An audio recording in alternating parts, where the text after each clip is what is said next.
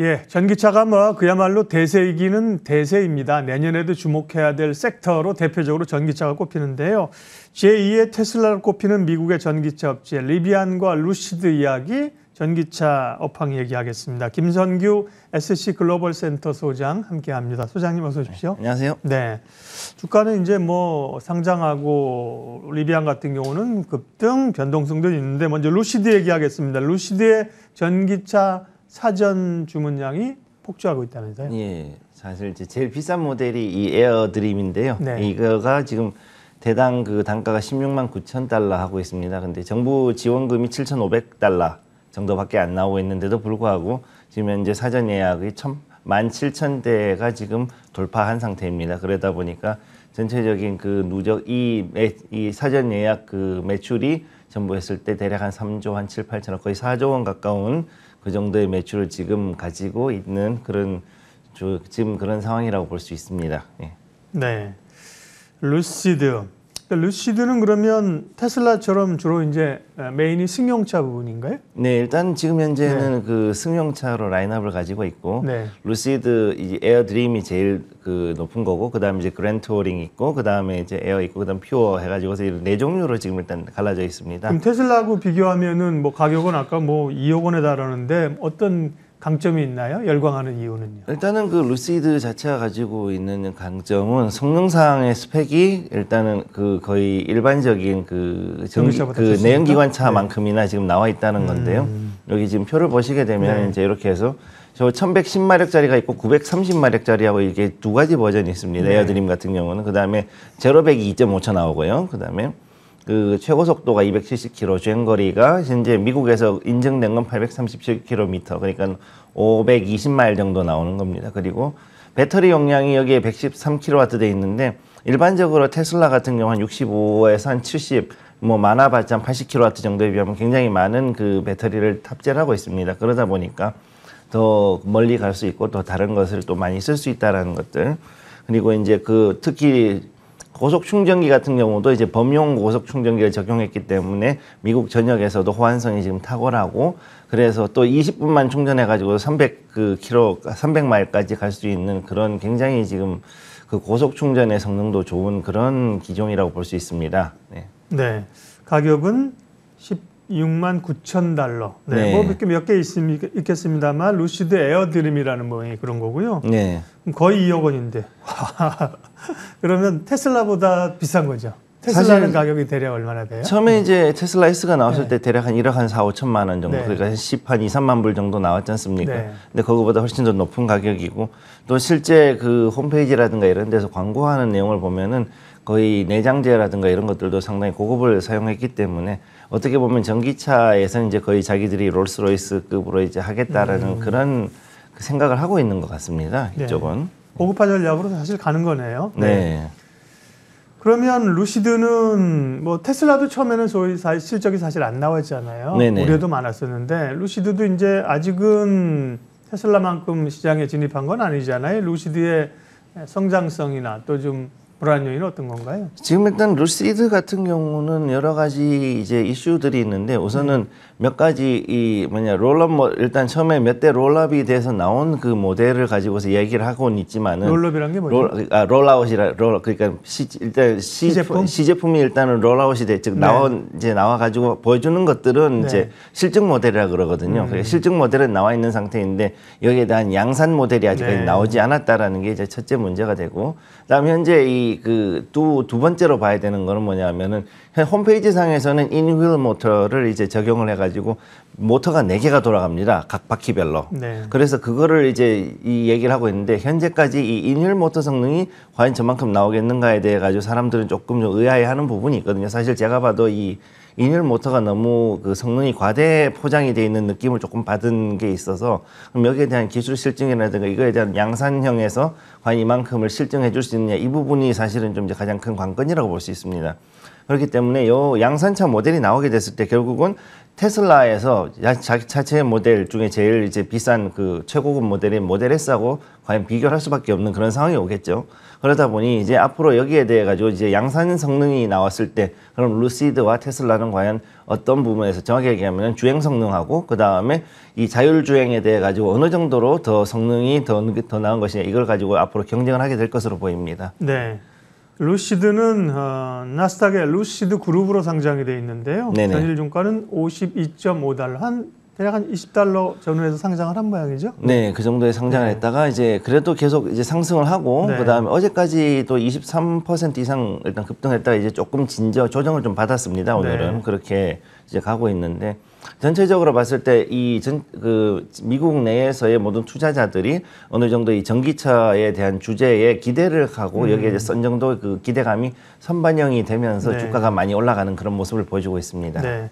그다음에 이제 최근에 상장한 기업이 리비안인데요. 네. 리비안은 뭐 주로 이제 픽업 트럭 이런 쪽을 처음에 이제 공략하는 건가 보죠? 네, 원래 이제 우리가 보고 있는 거는 주로 이제 그 픽업 트럭하고 그 다음에 SUV로 해가지고 두 가지 모델이 나옵니다. 그래서 네. R1T하고 R1S라고 해가지고서 두 종류가 나옵니다. S가 SUV형이고 네. R1T가 이제 T형인데 지금 여기 나오는 거는 상용 커머셜 모델이라 가지고 이제 요거는 플리트라 그래가지고서는 한 회사에서 여러 가지 똑같은 모델을 막 굉장히 대량으로 주문할 때 이런 걸 합니다. 근데 요게 이제 아마존이 요렇게 생긴 모델을 10만 대를 지금 주문을 한 건데요.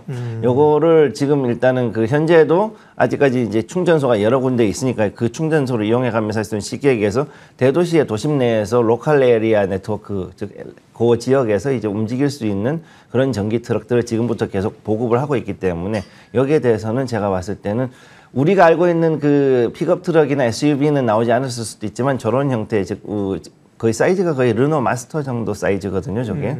그런 차들은 이제 이미 돌아다니고 있다라고 보셔야 될 것입니다. 상장하고 주가가 급등을 했고요. 간밤에는 이제 또 변동성이 크게 하락을 하기도 했었는데요.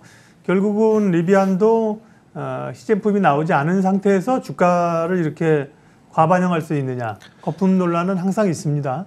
일단 그 리비안하고 루시드가 이 두 회사가 약간은 비슷하지만 다른 모습이라고 볼 수가 있는데 일단 네. 첫 번째는 뭐냐면 리비안 같은 경우는 지금 이제 일리노이에 공장이 있습니다. 네.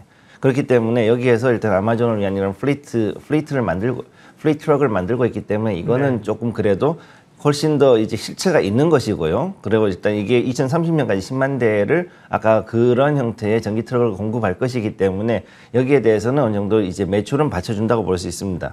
단지 문제는 뭐냐면은 이런 상용으로 나오는 그 픽업 트럭이나 SUV 같은 경우는 아직까지는 양산 모델이 그렇게 나오지 않고 이렇게 해가지고 시제품만 롤아웃이 돼 있는 상황이기 때문에 여기에 대한 사람들의 관심은 높은데 사지를 못하니까 이거에 대한 이 부분에 대한 것이 조금 이제 아쉬운 부분이 있고, 다음 두 번째가 현재 홈페이지에서는 리비안 같은 경우는 자기 차 액세서리만 지금 판매를 하고 있다 보니까 오히려 차량 판매보다는 이런 부수적인 수입으로 인해서 하다 보니 자연스럽게 매출이 안 좋거든요. 그러다 보니까 이제 지난 3분기에 손실이 거의 5억 6천만 달러 이상의 손실이 났습니다. 그렇기 때문에 여기에 대해서 사실 거품 논란이 나오고 실제로 모건 스탠리도 이게 그렇게 가기가 쉽지 않다는 이야기를 하는 것이 또 그런 이유가 있습니다. 네.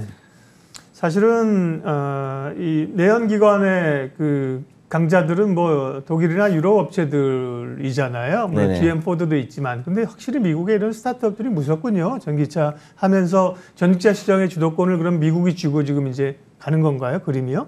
꼭 그렇지만은 않습니다. 예. 사실은 이제 중국 내부도 어느 정도 탄탄한 그러니까 사소룡이라고 부르는 거 BYD부터 시작해가지고 그 다음에 여기 나오는 여기에 나오는 그 리오토라든가 바이텅이라든가 리오토 그 다음에 이제 뭐 이런 회사들이 여전히 존재하고 있기 때문에 이 그 두 개가 운영하는 방식이 굉장히 다르죠. 그래서 중국은 북경 안에 일단 시범적으로 운영을 하고 있는데 거기에서 굉장히 촘촘한 그 충전 시스템하고 그다음에 배터리 교환 스테이션을 깔아놓은 상태에서 움직이는 것이니까 그 안에서는 완전한 그 전기차로의 운영이 가능한 그런 상황이고, 또 대신에 미국 같은 경우는 어느 정도 그 넓은 땅에서 이것을 충분히 운영할 수 있는 것들을 개발하기 위해 가지고 여기에 대해서 눈을 돌리고 있는 것이 일단 또 다른 거니까 이 두 개가 지향하는 점이 조금 다르다고 볼 수 있겠습니다. 예.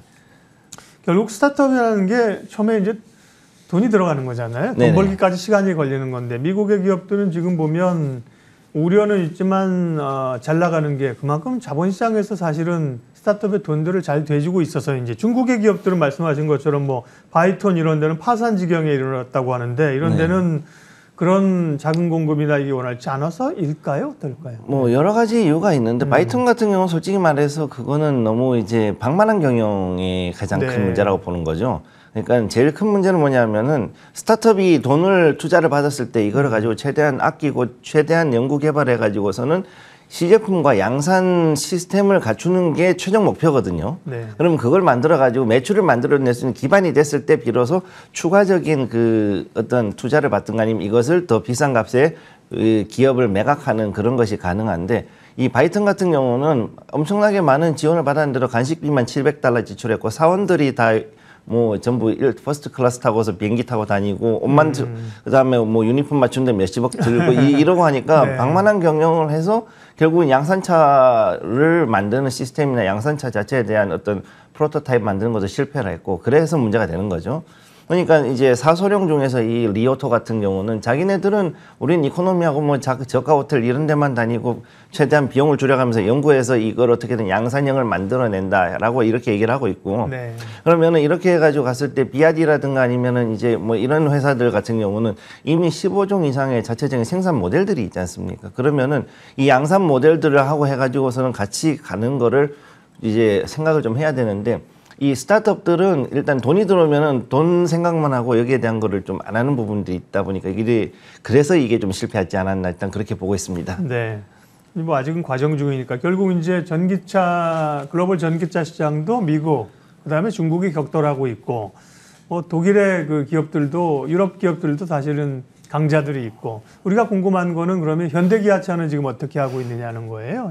네, 일단 현대기아차는 우선은 eGMP 플랫폼을 만들었지 않습니까? 그렇죠. 이게 이제 가장 중요한 게 결국 플랫폼에서 중요한 건 딱 두 가지입니다. 첫째는 뭐냐면 배터리 용량이고 두 번째는 뭐냐면은 얘를 가지고서 얼마나 이제 그 효율적으로 그 관리를 할 수 있는 즉 BMS하고 거기에 관련된 그 배터리와 출력에 대해서 관리를 어떻게 하느냐가 가장 중요한데 이 eGMP 플랫폼은 현재 65kW까지밖에는 이제 가지고 있지 않기 때문에 일단 일반 내연기관 차량의 대체제 정도 그것도 이제 로컬 에리아로 돌아가는 그런 차량에 대한 대체제로 적합하게 설계가 되고 그렇게 만들어진 겁니다. 그래서 만약에 우리가 이제 루시드 에어드림이라든가 아니면 테슬라의 모델 S 같은 이런 정도로 만들기 위해서 하려고 그러면은 이보다 훨씬 더 그 대규모의 대량의 이제 그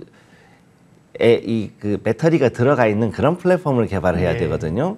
그리고 실제로 리비안 같은 경우는 200kW가 들어간단 말이죠. 그 배터리가. 그러다 보니까 이게 굉장히 그 배터리에 대한 수요가 결국은 앞으로 전기차의 성능을 결국은 결정하게 되는 것이고 그러면 그런데 이렇게 했을 때 이게 과연 사업성이 있냐 그럴 때 사업성은 아직까지 그렇게 많지가 않으니까 거기에 대해서 역시 이제 조금 기업의 입장에서는 돈이 안 되면 여기에 대해서 투입을 할 필요가 없고 그다음에 특히 현대차 같은 경우는 현재 수소 이니셔티브 즉 수소차라든가 수소 경제 쪽에 더 집중을 하고 그쪽에 대한 개발을 더 많이 하고 있는 상태이기 때문에 제가 봤을 때는 전기차는 일단 eGMP 기반으로 해가지고서만 차량이 어느 정도 생산이 될 것으로 보이고 물론 이제 그 미국 3사에서 이제는 테슬라, 루시드 그다음에 이 리비안 같은 이런 새로운 그 전기차 3사가 나오면서 여기에 대해서 도전을 받는 건 사실인데 또 이것 말고도 지금 현재 가장 큰 문제는 일단 중국발 원자재 특히 이제 그 리튬 그다음에 니켈, 코발트 이쪽에 관련된 것들이 가장 큰 문제가 될 거라고 보고 있습니다. 네.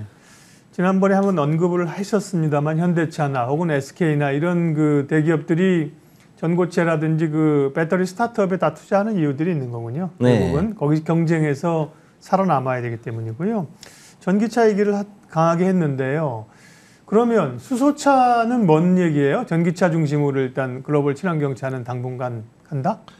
일단은 중요한 거는 수소차하고 전기차가 사용되는 그 용도가 자체가 다릅니다. 일단 수소차 같은 경우는 용량만 어느 정도 정리가 되면 얼마든지 장거리로 갈 수가 있고 그다음에 이제 이 무게 대비해 가지고 훨씬 더 효율이 높습니다. 일단 무게 대비 효율이라는 거죠. 정확히 얘기하면 배터리의 무게 대비해 가지고서는 이 수소의 무게는 훨씬 더 멀리 갈 수 있고 또 발전을 할 수 있는 거니까 기본적으로 수소차는 수소 연료 전지 그러니까는 수소를 집어넣어 가지고 그걸로 전기를 생산해서 움직이는 전기차라는 거죠.